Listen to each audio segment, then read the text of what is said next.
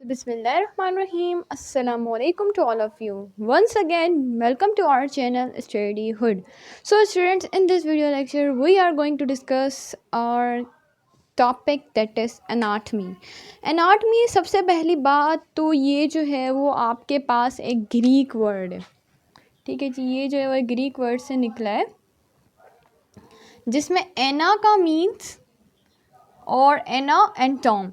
एना यानी कि आप बोल सकते हो कि अप, या एना मतलब अप, और टॉम टू मीन्स कट, यानी कि एनीथिंग जिसको आप कट करके देखें तो उससे हम बेसिकली मतलब उस स्टडी को हम क्या कहेंगे कि एनाटमी कर रहे हैं हम। अब एनाटमी हम किसको कट करेंगे? जाहिर सी बात है हम अपनी लाइफ को, किसी ना किसी लाइफ को, लाइफ ऑर्गेनिज़म्स, जितने भी लिविंग ऑर्गेनिज़म्स हैं उसे कट करके देखेंगे तो उसमें से आपको क्या क्या दिखेगा? उसके parts, organs of the bodies, और लाइक किडनी हो गई आपकी, आपके बोन्स, लिवर्स, ये सारी चीज़ें जो है वो आपको एनाटमी करने के बाद आपको दिखती हैं। तो एनाटमी बेसिकली हमारे पास क्या है? एक ग्रीक वर्ड है जो कि ana means up and tom means to cut. So basically it is the study of different parts. अब डिफरेंट पार्ट्स किसके? लिविंग ऑर्गेनिज्म से, और उसकी कटिंग के बाद जो इंटीरियर यानी कि जो कि आपको इतना इजीली जो विजिबल होंगे भी और जो नहीं भी होंगे उनकी भी स्टडी हम एनाटमी के अंदर करते हैं। तो बेसिकली ये जो है वो एक स्टडी है हमारे पास किसकी भाई? Different parts of the body की। सो हम इसको इस तरह से लिख सकते हैं कि what is it? It is the study of different parts of the body. अब बॉडी के डिफरेंट पार्ट्स की स्टडी को हम कहते हैं एनाटमी।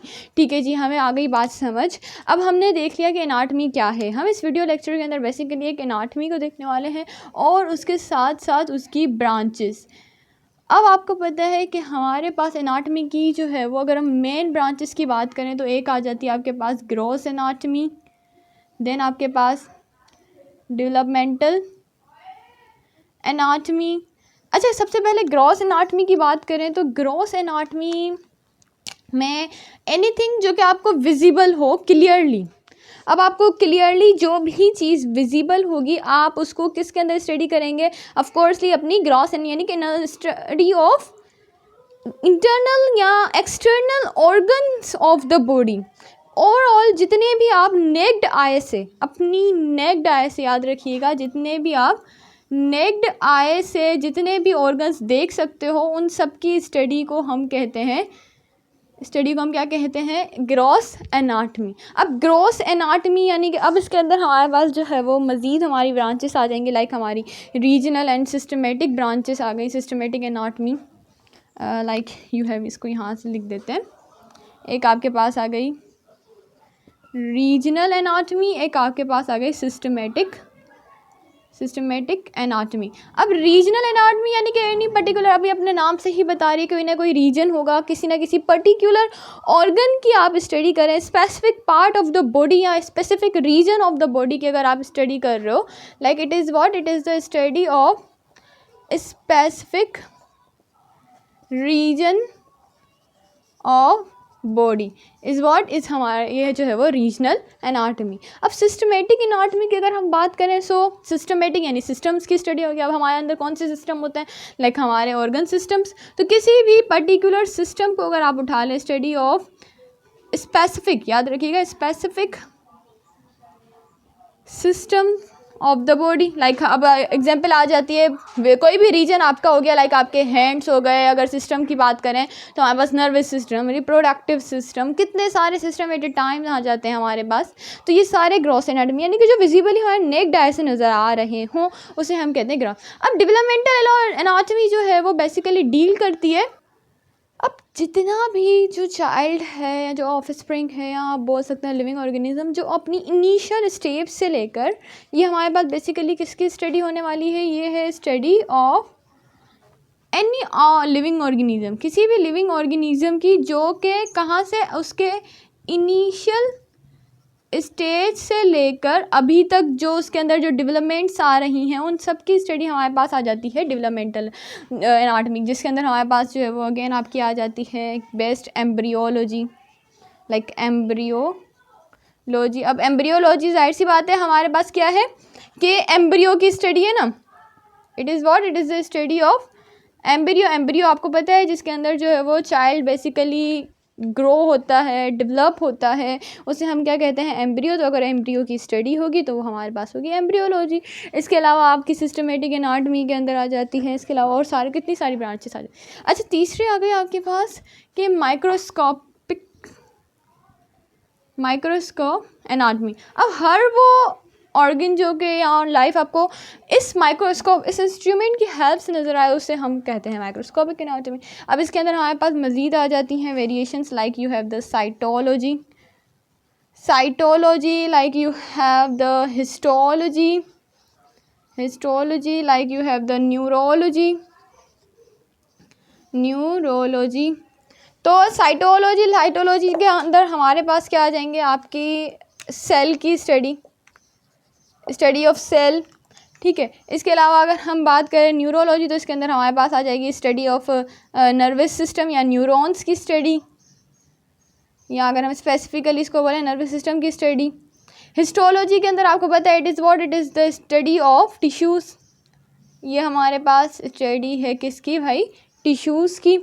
तो इसकी ये अंदर आ जाती है कि इसके अंदर ये आप देख सकते हो, आपको ये माइक्रोस्कोप के विदाउट माइक्रोस्कोप आपको नहीं दिख सकते।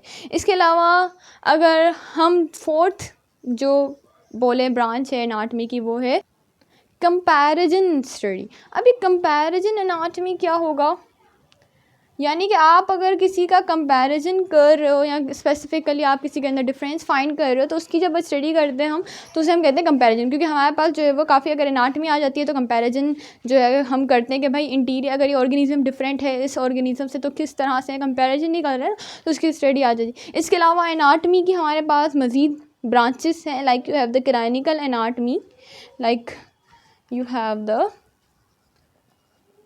Clinical anatomy. अब क्लिनिकल आपको अपने नाम से बता रहा है कि इसके अंदर कुछ ना कुछ डायग्नोसिस हो रहा होगा, क्योंकि क्लिनिक में हम जाते हैं डायग्नोसिस करवाने के लिए। तो ये जो है वो बेसिकली डायग्नोसिस स्टडी है किसकी, डायग्नोसिस ऑफ डिजीज़ की। अगर आप डायग्नोसिस करें ऑफ किसकी भाई, डिजीज़ की, उसकी स्टडी को हम क्या कहेंगे, क्लिनिकल एनाटमी, ठीक है जी। इसके अलावा अगर हम बात करें और आ जाती हैं आपकी लाइक फंक्शनल एनाटमी।